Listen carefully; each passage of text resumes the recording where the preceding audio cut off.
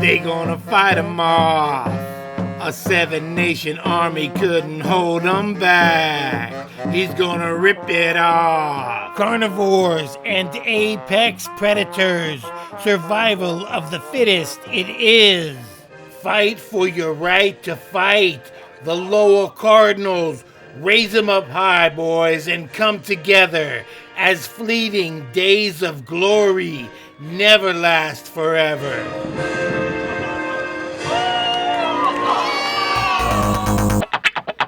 Enter center stage, Team Buccaneer with an undefeated regular season league record. Can they batten down the hatches again today? That's what we're here to find out. Ominous skies on the shores of Lake Merced as we witness history in the first ever San Francisco Public Schools Junior Varsity Football Championship game.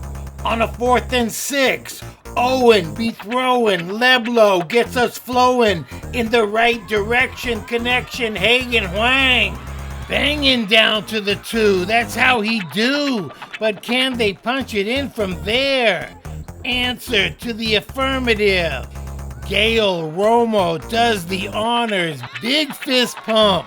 Cardinals level up and looking for more in the scoring department. Leblow, money pass. Edwin Hernandez, money hands. He gets them out there between the defender's arm and pulls it in. Into the zone he goes. And before you can finish your bag of flaming hot Cheetos, Lowell up 14-0. When Eli Fa'alagofo gets his big mitts on you, he ain't letting go. Come here, little fella, and spins him to the ground. First man on the scene, Roberto Rodriguez, and then a bucket full of Buccaneers help him finish off the job, including, but not limited to, Joseph Lopez and Elijah Kayon. 4th and 13, am I seeing that right? Reverse, ante reverse. Lowell to the trickery, ain't that just like them?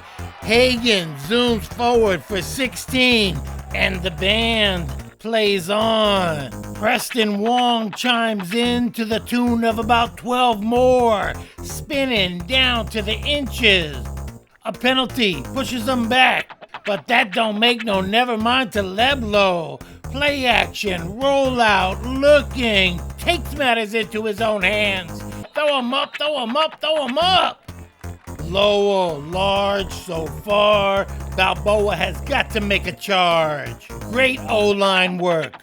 Up the gut and then slide into the side.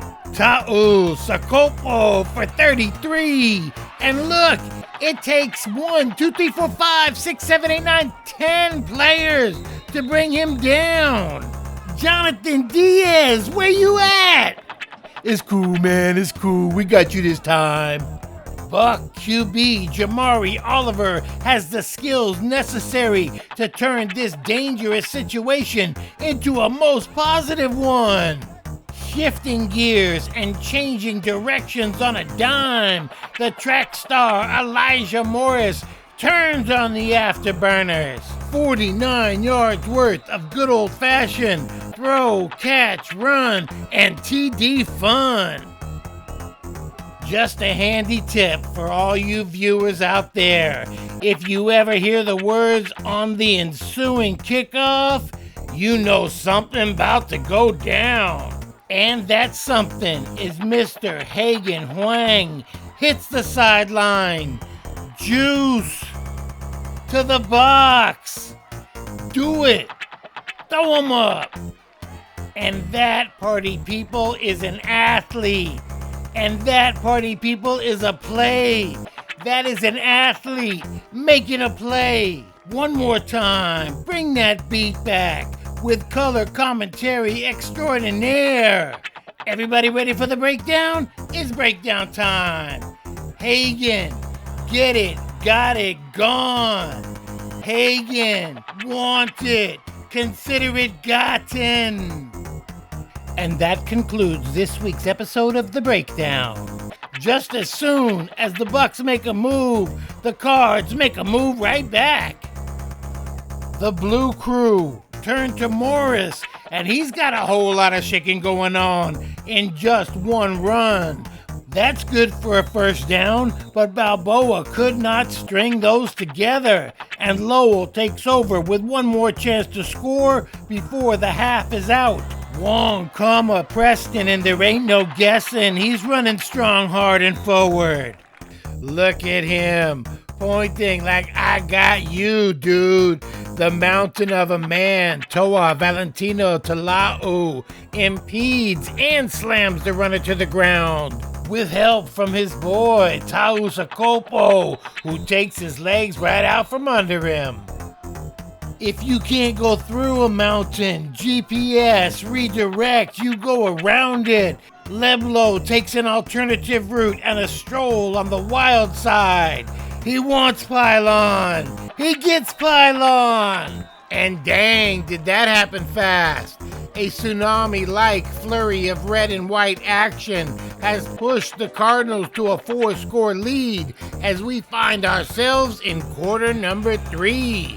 Beep, beep, beep. Brace yourself, people. Collision coming.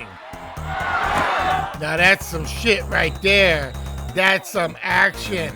That's what our bloodthirsty inner selves want, right? Me too. I admit it. But let's peep it a little closer and see some things you may not have seen. QB Leblo is a baller. No doubt about that. He's not shying away from any contact. But check out the clip, exaggerating the contact and giving the Balboa player none chance. When a guy gets rolled up like that, it's lucky serious damage wasn't done and an ACL popped right there. Thank goodness for the world's greatest referee. We met him before. He sees the forest through the trees and throws the flag despite the tough angle, while those much closer are oblivious. Yuchen Gao would get up and walk off the field because he's one of them tough-ass city kids. That's how they make them over there in the Excelsior. And that's how that story goes. New story, new news, headline, more of the same of what you've seen before. Owen accurate, Ramirez catching and running through tackles all the way to the rectangle. 45 yards in totality, that touchdown play. Lowell flexing, and it's a highlight show, my friends. The highlights dictate my content. Same combo, good like San Francisco sourdough, Leblo and Ramirez, plus one play later, they would push it across, and there is no ceasing in Lowell increasing their lead. And at this point, the Bucks playing for pride, which is a substance they have in abundance. Jamari, zipline, Sasky Cardona, quick like a skeeter, sweet tackle from Romo. Everybody doing their job. Then Mr. Oliver surveys all that is his and places it perfectly over the shoulder, and he wants a little pylon for himself. And that is, hopefully, probably, maybe, Bosco Tan, number 11, not listed on the roster. Ain't my job hard enough already? Any way it goes, he's making people happy, making a name for himself, whatever name that might be. Sometimes that bus never shows, and sometimes it's right on time. The 1411 Leblo Ramirez Express was solid all day. Javier, 3 receptions, 117 yards, and 2 touchdowns. As far as Balboa is concerned, there are plenty of quality players in the Buck arsenal for them to keep reloading and firing more shots across the bow of the ship.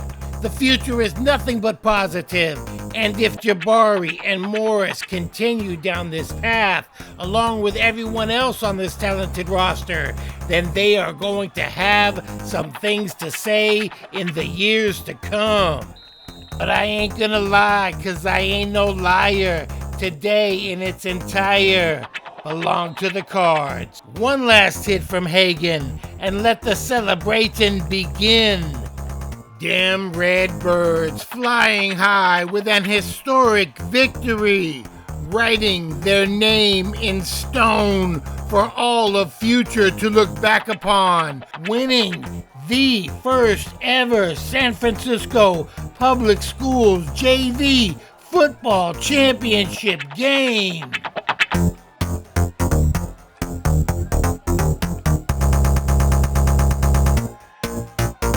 And just tell me again about fighting and playing hard, even though the outcome might not turn your way. You always got to put your all into everything you do. You got to have the work ethic. You got to put the time in on the off season. You got to work as one team. What's in the future as far as football for you? Varsity next year. Hopefully we can take home state. And I know you're young, but what's in the future you think as far as life is concerned? I hope I could go big one day, make it on TV, make my mom proud. And I don't know much, but I know with certainty she's proud right now.